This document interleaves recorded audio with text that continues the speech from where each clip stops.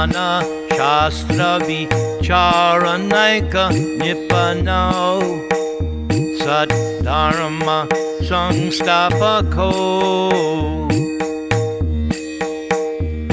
Lokanang Hitakarino Tribhuvane Manyo Sharanya Karo Radha Krishna Padaravinda Vajanan Andena Mataliko Vande Rupa Sanatana Raghuyago Sri Jiva Gopalako Vande Rupa Sanatana Raghuyago Sri Jiva Gopalako. I offer my respectful obeisances unto the 6 Goswamis, namely Sanatan Goswami, Rupa Goswami, Raghunath Bhatta Goswami, Raghunath Das Goswami, Jiva Goswami, and Sri Gopal Bhatta Goswami.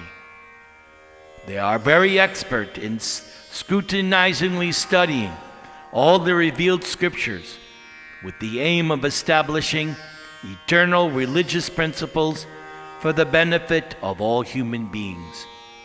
Thus they are honored all over the 3 worlds and are worth taking shelter of, because they are absorbed in the mood of the gopis and are engaged in the transcendental loving service of Radha and Krishna. Nectar of Devotion, Chapter 1, Characteristics of Pure Devotional Service, continued. Krishna consciousness is all auspicious. Srila Rupa Goswami has given a definition of auspiciousness.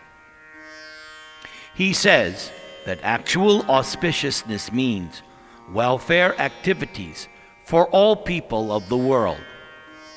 At the present moment, groups of people are engaged in welfare activities in terms of society, community, or nation. There is even an attempt in the form of the United Nations for world help activity. But due to the shortcomings of limited national activities, such a general mass welfare program for the whole world is not practically possible. The Krishna consciousness movement, however, is so nice that it can render the highest benefit to the entire human race. Everyone can be attracted by this movement, and everyone can feel the result. Therefore, Rupa Goswami and other learned scholars agree that a broad propaganda program for the Krishna consciousness movement of devotional service all over the world is the highest humanitarian welfare activity. How the Krishna consciousness movement can attract the attention of the whole world, and how each and every man can feel pleasure in this Krishna consciousness, is stated in the Padma Purana. A person who is engaged in devotional service in full Krishna consciousness is to be understood to be doing the best service to the whole world and pleasing everyone in the world. In addition to human society, such a Krishna conscious person is pleasing even to the trees and animals, because they also become attracted by such a movement. A practical example of this was shown by Lord Chaitanya when he was traveling through the forests of Jharkhand in central India for spreading his Sankirtan movement. The tigers, the elephants, the deer, and all other wild animals joined Sri Krishna Chaitanya and were participating in their own ways by dancing and chanting Hare Krishna. Furthermore, a person engaged in Krishna consciousness, acting in devotional service, can develop all the good qualities that are generally found in the demigods. It is said by Shukadeva Goswami in the 5th canto of Srimad Bhagavatam, 18th chapter, verse 12. Yasyasti bhaktir bhagavati akinchana sarvaya gunais tatra samasate sura harav abhaktasya kuto mahad guna mano ratenasati davato bahi. My dear king, persons who have unflinching faith in Krishna and who are without any duplicity can certainly develop all the good qualities of the demigods. On account of a devotee's high grade of Krishna consciousness, even the demigods live with him, and therefore it can be understood that the qualities of the demigods have developed in his or her body. But on the other hand, a person who is not Krishna conscious has no good qualities. Although he or she may be highly educated from the academic point of view, in the actual field of one's activities, however, one can be seen to be baser than the animals. Even though a person is highly educated academically, if one cannot go beyond the sphere of mental activities, then one is sure to perform only material activities and thus remain impure. There are so many persons in the modern world who have been highly educated in materialistic universities, but it is seen that they cannot take up the movement of Krishna consciousness and develop the high qualities of the demigods. For example, a Krishna conscious boy, even if he's not very well educated by the university standard, can immediately give up all illicit sex, gambling, meat eating, and intoxication. Whereas those who are not in Krishna consciousness, although very highly educated, are often found to be drunkards, meat eaters, sex mongers, and gamblers. So these are all practical proofs of how a Krishna conscious person becomes highly developed in good qualities, whereas a person who is not in Krishna consciousness cannot do so. We experience that even a young boy in Krishna consciousness is unattached to cinemas, nightclubs, naked dance shows, restaurants, liquor shops, etc., because he or she has become completely freed. One thus saves his or her valuable time from being extravagantly spent in the way of smoking, drinking, attending the theater, and dancing. One who is not in Krishna consciousness usually cannot sit silently even for a half an hour. The yoga system teaches that if you become silent, you will realize that you are God. This system may be all right for materialistic persons, but how long will they be able to keep themselves silent? Artificially, they may sit down for so-called meditation, but immediately after their so-called yogic performance, they will once again engage themselves in such activities and other nonsensical things such as illicit sex, gambling, meat eating, etc. Whereas a Krishna conscious person gradually elevates him or herself without endeavoring for this so-called silent meditation. Simply because one is engaged in Krishna consciousness, he or she automatically gives up all this nonsense and develops a high character. Thus, one develops the highest character simply by becoming a pure devotee of Krishna. The conclusion is that no one can truly have any good qualities if he or she is lacking in Krishna consciousness. Happiness in Krishna consciousness.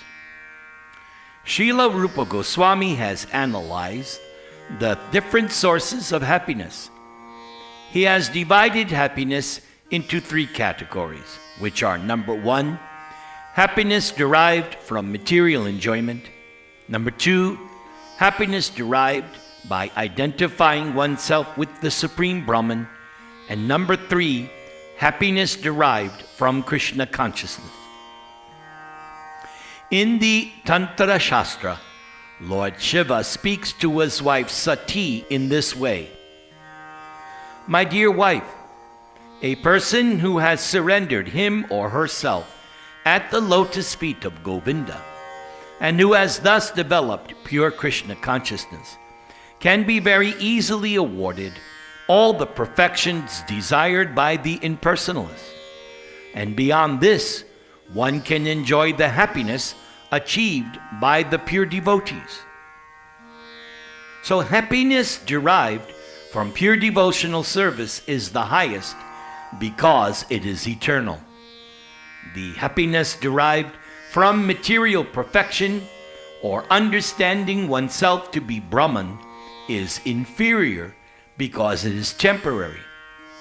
Because there is no preventing one's falling down from material happiness, and there is even every chance of falling down from the spiritual happiness derived out of identifying oneself with the impersonal Brahman. It has been seen that great Mayavadi impersonalist sannyasis, very highly educated and almost realized souls, may sometimes take to political activities or to social welfare activities. The reason is that they actually do not derive any ultimate transcendental happiness in their impersonal understanding, and therefore they must come down to the material platform and take to such mundane affairs. There are many such instances, especially in India, where these Mayavadi sannyasis once again descend to the material platform. But a person who is fully in Krishna consciousness will never return to any sort of material platform, however alluring and attracting they may be. A Krishna conscious person always knows that no material welfare activity can compare to the spiritual activities of Krishna consciousness. The mystic perfections achieved by actually successful yogis are 8 in number. Anima Siddhi refers to the power by which one can become so small that one can enter into a stone. Modern scientific improvements also enable us to enter into stone because they provide for excavating so many subways penetrating the hills, etc.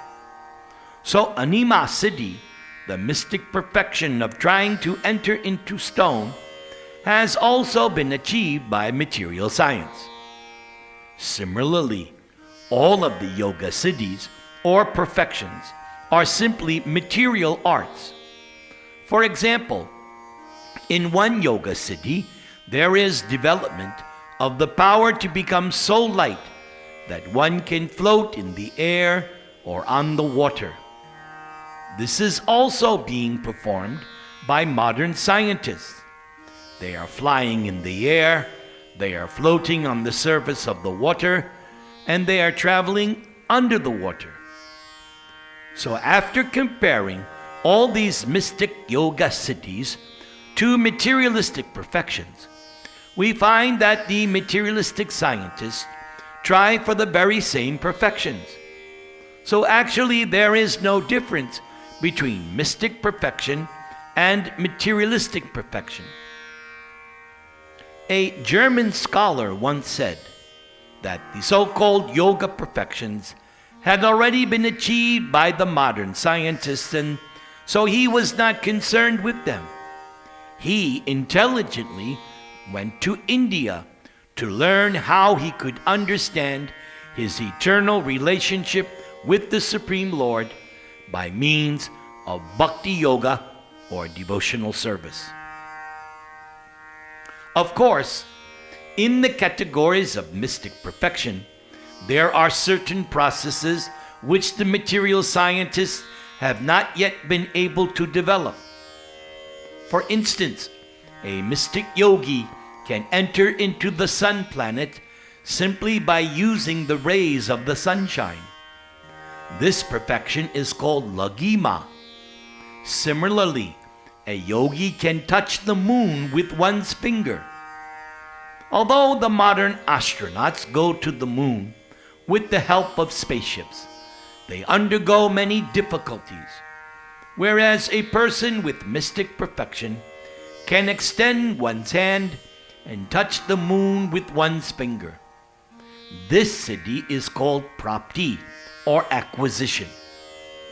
With this prapti siddhi, not only can the perfect mystic yogi touch the moon planet, but one can extend one's hand anywhere and take whatever one likes.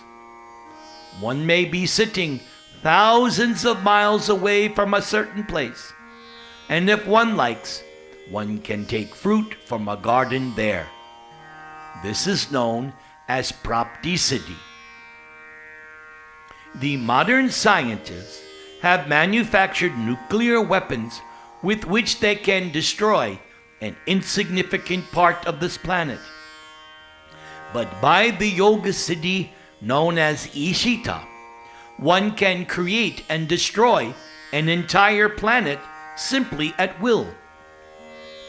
Another perfection is called vashita, and by this perfection, one can bring someone under one's control. This is a kind of hypnotism which is almost irresistible. Sometimes it is found that a yogi who may have attained a little perfection in this vashita mystic power comes out among the people and speaks all sorts of nonsense, controls their minds, exploits them, takes their money, and then goes away. This is another mystic perfection, which is known as prakamya, or magic. And by this prakamya power, one can achieve anything he or she likes. For example, one can make water enter into one's eye and then come out again from within the eye. Simply by one's will, one can perform such wonderful activities. But the highest perfection of mystic power is called kama vasayita. This is also magic. But whereas the prakamya power acts to create wonderful things within the scope of nature, kama vasayita permits one to contradict nature. In other words, to do the impossible. Of course, one can derive great amounts of temporary happiness by achieving such yogic, materialistic perfections. Foolishly, people who are enamored of the glimmer of modern materialistic advancement are thinking that the Krishna consciousness movement is meant for less intelligent men. They think, I am better off being busy with my material comforts, maintaining a nice apartment, family, and sex life. But these people do not know that at any moment they can be kicked out of their material situation. Due to ignorance, they do not know that real life is eternal. The temporary comforts of the body are not the goal of life, and it is due only to darkest ignorance that people become enamored of the glimmering advancement of material comforts. Srila Bhaktivinoda Thakur has therefore said that the advancement of material knowledge renders a person more and more foolish because it causes one to forget one's real identity by its glimmer. This is doom because this human form of life is meant for getting out of material contamination. By the advancement of material knowledge, people are becoming more and more entangled in material existence, and they have no hope of being liberated from this catastrophe. In the Hari Bhakti Sudhodaya, it is stated that Prahlad Maharaj, a great devotee of the Lord, prayed to Lord Nrsimha, the half-man, half-lion incarnation, as follows. My Lord, I repeatedly pray unto your lotus feet that I may simply become stronger in devotional service.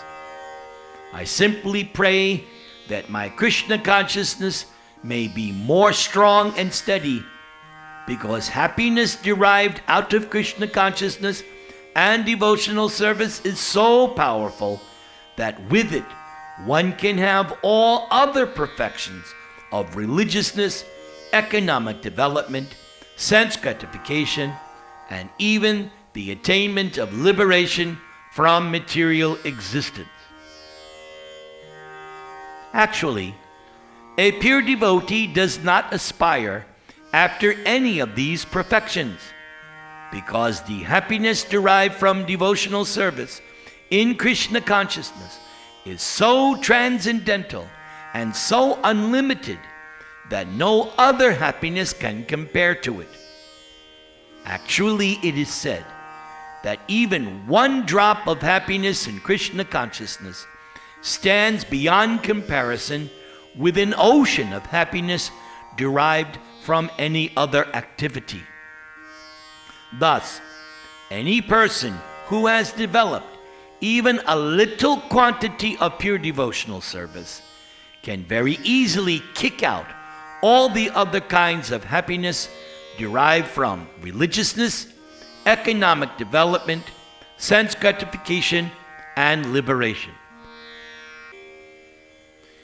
During the time of Lord Chaitanya, there was a great devotee known as Kolavecha Sridhar, who was a very poor man. He was doing a small business selling cups made from the leaves of plantain trees, and his income was almost nothing.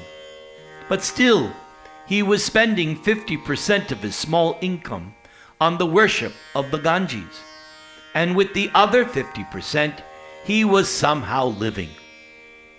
Lord Chaitanya once revealed himself to this confidential devotee, Kolavecha Sridhar, and offered him any opulence he might like. But Sridhar informed Lord Chaitanya that he did not want any material happiness, for he was quite happy in his present position and wanted only to gain unflinching faith and devotion unto the lotus feet of Lord Chaitanya. And so, that is the position of pure devotees. If they can be engaged 24 hours each day in devotional service, they do not want anything else, not even the happiness of liberation or becoming one with the Supreme. In the Narada Pancharatra, it is also said that any person who has developed even a small amount of devotional service doesn't care a fig for any kind of happiness derived from religiousness, economic development, sense gratification, or the 5 kinds of liberation. Any kind of happiness derived from religiousness, economic development, liberation, or sense gratification cannot even dare to enter into the heart of a pure devotee. It is therefore stated that as the personal attendants and maidservants of a queen, follow the queen with all respect and obeisances. Similarly, the joys of religiousness, economic development, sense gratification, and liberation automatically follow the pure devotee. In other words, a pure devotee does not lack any kind of happiness derived from any source. A pure devotee does not want anything but service to Krishna. But even if a pure devotee should have another desire, Lord Krishna fulfills this without the devotee's asking.